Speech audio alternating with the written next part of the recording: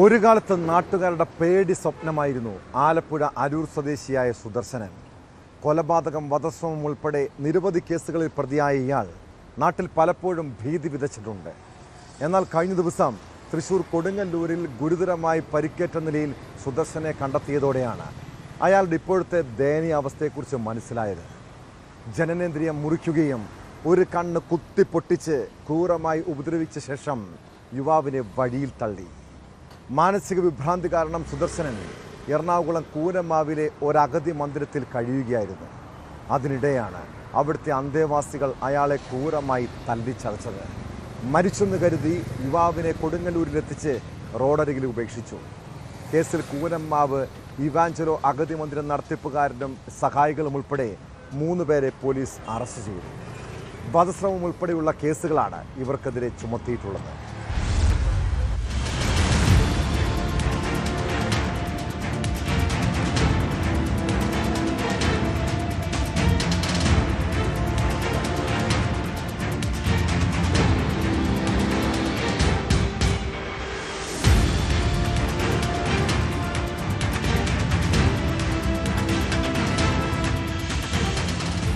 നിരവധി കേസുകളിൽ പ്രതിയായ സുദർശനനെ ജനനേന്ദ്രിയം ഛേദിക്കപ്പെട്ടതുൾപ്പെടെ ഗുരുതര പരിക്കുകളോടെ വഴിവക്കിൽ കണ്ടെത്തിയ സംഭവത്തിൽ പല രീതിയിലുള്ള അഭ്യൂഹങ്ങളും ഉയർന്നിരുന്നു.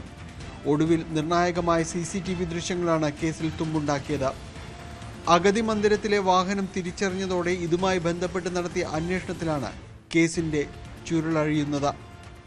കൊച്ചിയിൽ നടന്ന അടിപിടി കേസുമായി ബന്ധപ്പെട്ട് കസ്റ്റഡിയിലായ സുദർശനനെ മാനസിക വിഭ്രാന്തി പ്രകടിപ്പിച്ചതിനെ തുടർന്ന് പോലീസ് കൂനമാവ് ഇവാഞ്ചലോ അഗതി മന്ദിരത്തിൽ എത്തിക്കുകയായിരുന്നു. ആശ്രമത്തിലെ അന്തേവാസികളുമായി സുദർശനൻ തർക്കത്തിലേർപ്പെട്ടതോടെയാണ് അന്തേവാസികൾ ഇയാളെ ആക്രമിച്ചത്. ഗുരുതരമായി പരിക്കേറ്റ സുദർശനെ ചികിത്സിക്കുന്നതിന് പകരം ഇവാഞ്ചലോ ആശ്രമത്തിന്റെ വാഹനത്തിൽ കൊണ്ടുപോയി ഉപേക്ഷിക്കുകയായിരുന്നു. ഇങ്ങനെ കിട്ടി, അങ്ങനെ ഒരു ഹോസ്പിറ്റലിൽ അഡ്മിറ്റ് ആക്കിയെന്ന് മാത്രമേ പറഞ്ഞു.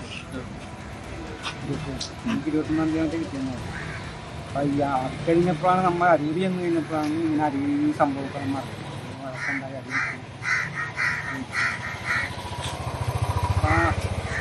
അത് കഴിഞ്ഞ് ഞാൻ 24-ാം തീയതി അമ്മയുടെ അടിയന്തരം കഴിഞ്ഞ് അന്ന് വൈകുന്നേരം ഇവിടെ വരുന്നത്. അത് കഴിഞ്ഞാണ് ഇങ്ങനെ ഓരോ സംഭവങ്ങൾ. കൊലപാതക ശ്രമം, ഗൂഢാലോചന അടക്കമുള്ള വകുപ്പുകൾ ചുമത്തിയാണ് അറസ്റ്റ്.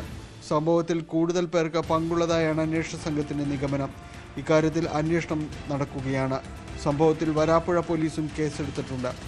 പരിക്കേറ്റ സുദർശനൻ തൃശൂർ മെഡിക്കൽ കോളേജ് ആശുപത്രിയിൽ ചികിത്സയിൽ തുടരുകയാണ്.